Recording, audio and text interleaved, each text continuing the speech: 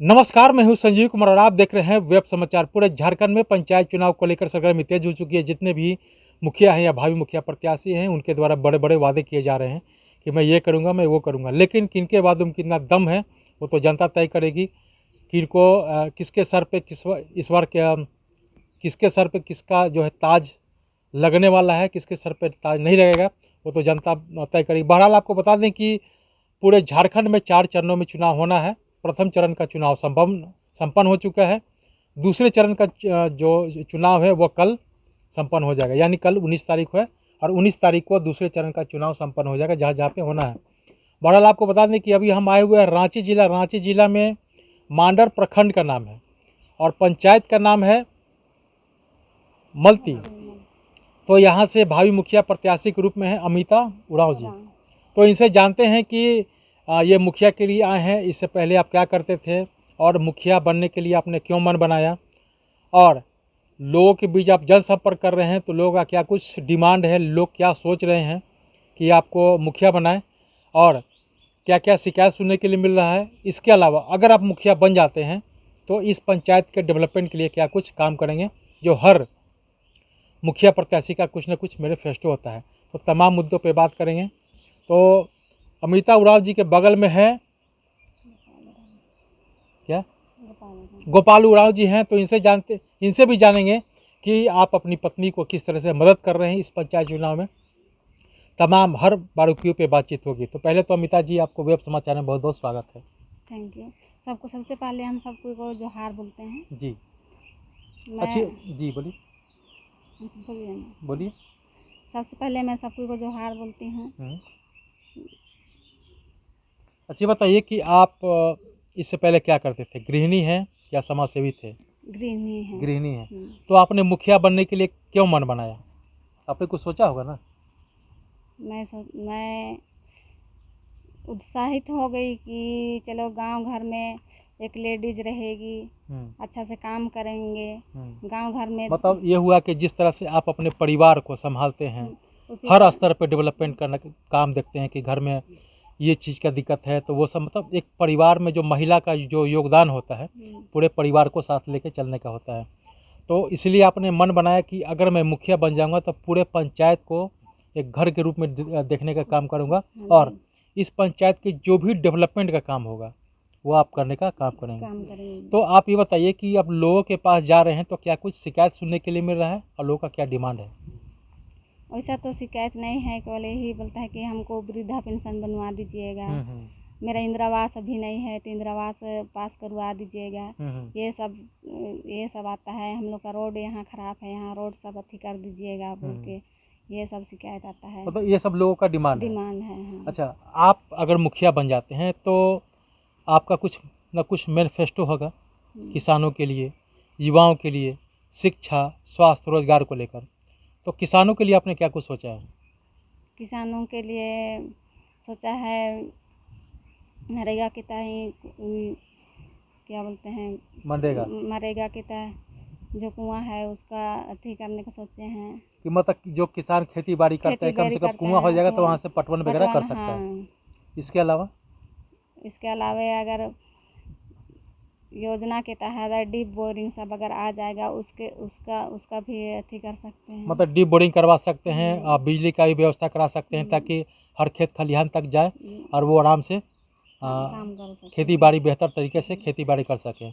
अच्छा, युवाओं के लिए आपने क्या सोचा है? युवा वर्ग जो है ग्रेजुएशन करने के बाद जो मजदूर हैं, गरीब हैं, वो तो मजदूरी करेंगे। जो मनरेगा का थ्रू जो है सरकारी योजना जो भी आएंगे, चाहे वो केंद्र सरकार का हो या राज्य सरकार का हो, तो आपके पंचायत में बहुत सारे युवा वर्ग हैं जो ग्रेजुएशन करने के बाद नौकरी की तलाश में भटक रहे हैं। तो उनको आप किस तरह से मदद करने का काम करें? कैसे? कौशल विकास योजना के द्वारा या कैसे? लघु कुटीर उद्योग कैसे दिलवाएंगे आप उसको?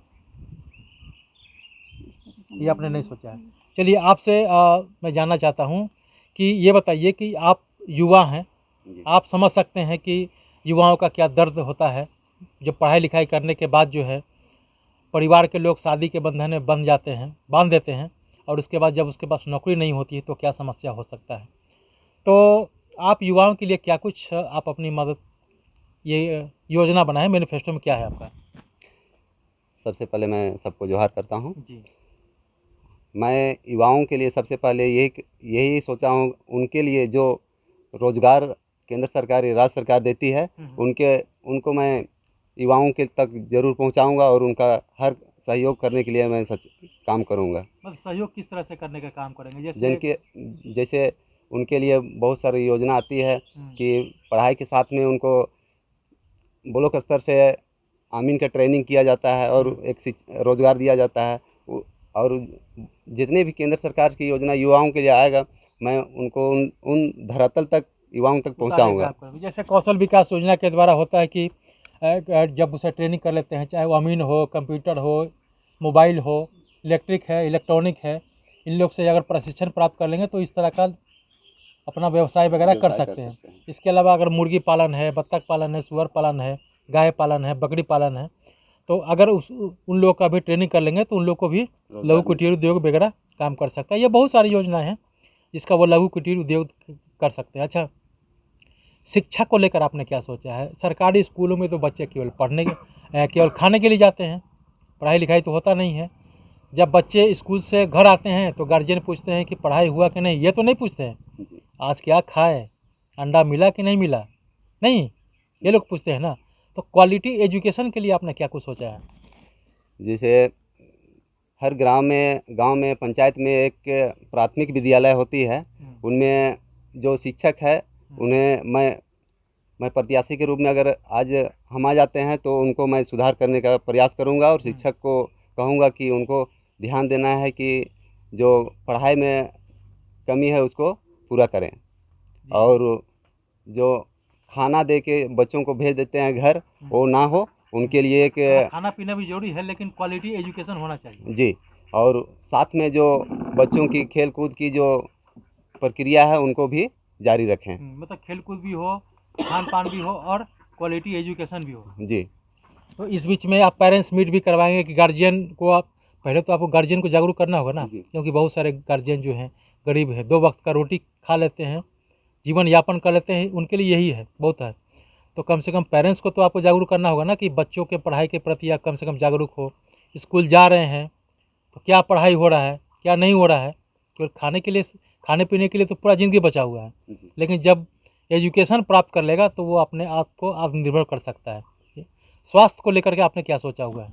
स्वास्थ्य के लिए जो पंचायत स्तर से जो स्वास्थ्य केंद्र बना है उनमें सही तरीके से नर्स हो, डॉक्टर लोग तो सब आते नहीं हैं, डॉक्टर लोग कहीं नहीं आ रहे हैं अभी, क्योंकि उनको जो जितना भी मुखिया प्रत्याशी बने हैं वो उन पर ध्यान नहीं दे रहे हैं। और मैं आऊँगा तो मैं जनता की सेवा के लिए मैं आ रहा हूँ, इसलिए और उसको जो स्वास्थ्य के लिए जो कार्यालय बना हुआ है उनमें उनको बहाली करके उनको तुरंत शिफ्ट किया जाए, डॉक्टर और नर्स को, ताकि जिसे गांव घर में जो तकलीफ होती है, बीमारी में होती है, उनको सही तरीके से इलाज मिल सके। अच्छा, आप महिला हैं तो महिलाओं के लिए आपने क्या सोचा है? कई महिलाएं हैं जो वो भी चाहते हैं कि मैं अपने परिवार को आर्थिक रूप से मजबूत करूं, वो भी कुछ काम करना चाहती हैं, तो कैसे आप उनको देखते हैं और किस तरह से आप काम करेंगे? महिलाओं के लिए अभी जो हम लोग का जो समूह चल रहा है उसमें से हम लोग के लिए बहुत सा योजना आती है फंड से, तो उसके लिए मैं सोची हूँ कि अभी मुर्गी फार्म है, बत्तख फार्म है, ये सब योजना आए तो इसको हम अपने पंचायत में आके अपने महिला के सामने रखेंगे और उसको अच्छी तरह से देखभाल करने के लिए जागरूक करने का काम करेंगे जी। तो महिलाओं के लिए भी आपने कहा, युवाओं के लिए भी आपने कहा, शिक्षा स्वास्थ्य को लेकर भी सोच लिया और अपने किसानों के लिए भी सोच लिया। अंतिम सवाल आपसे ये है कि इस पंचायत को मॉडर्न बनाने के लिए क्या कुछ सोचे हुए हैं? कैसे हम मॉडर्न बनाएंगे? इसके लिए तो हर स्तर पर डेवलपमेंट करना पड़ेगा, चाहे वो सड़क हो, नाली हो, गली हो, बिजली हो, पानी हो, स्वास्थ्य हो, शिक्षा हो। मॉडर्न पंचायत बनाने के लिए आपने क्या कुछ सोचा है? मॉडल पंचायत बनाने के लिए जितना भी नली है, कचरा हो गया है, उनको मैं साफ कराऊंगा और अपने पंचायत में जितना भी योजना आएगा उनको सही तरीक़े से काम करके मॉडल पंचायत बनाने का प्रयास हमेशा तत्पर रहूँगा। मतलब कहने का मतलब यही कि जो भी केंद्र सरकार और राज्य सरकार की योजनाएं आएंगी, ईमानदारी पूर्वक उसको 100% धरातल पे उतारने का काम करेंगे। जो भी प्रखंड से आता है उसको आप इस पे उतारने का काम करेंगे, सही ना? जी। तो आपने सुना कि जिस तरह से मुखिया जो भावी मुखिया प्रत्याशी हैं अमिता उरांव जी हैं और उनके पति हैं, उनका कहना है कि अगर जनता हमें मौका देती है इस पंचायत में डेवलपमेंट के लिए, विकास के लिए अगर मौका हमें देती है मुखिया का, तो इस पंचायत का हर स्तर पर डेवलपमेंट करने का काम करूँगा। चाहे वो सड़क हो, नली हो, गली हो, बिजली हो, शिक्षा हो, स्वास्थ्य हो, रोजगार हो, किसानों का जो उत्थान का मामला है, उन लोगों को भी हर स्तर पर डेवलपमेंट करने का काम करूँगा, ताकि इस पंचायत का डेवलपमेंट की गूंज इस पंचायत तक सीमित न रहकर, प्रखंड तक सीमित न रहकर, जिला और राज्य तक इसकी सुनाई दे, ताकि लोग कहें कि अमिता उरांव जी मुखिया थे, इनके कार्यकाल में इतना कुछ डेवलपमेंट यानी विकास का काम हुआ। बहरहाल आप चलते हैं दूसरे पंचायत में, वहाँ के भी जो भावी मुखिया प्रत्याशी हैं या मुखिया, उनके द्वारा क्या कुछ मैनिफेस्टो है, तमाम मुद्दों पे उनसे बात करते हैं। आपने वेब समाचार में समय दिया, इसके लिए बहुत बहुत धन्यवाद। धन्यवाद। ये आपको भी बहुत बहुत धन्यवाद। धन्यवाद। तो अगर आपने हमारे चैनल को अब तक सब्सक्राइब नहीं किया है तो सब्सक्राइब कर ले, बेल आइकन भी दबाएं, ताकि हर छोटी बड़ी खबरों से रूबरू हो सके। बहुत बहुत शुक्रिया।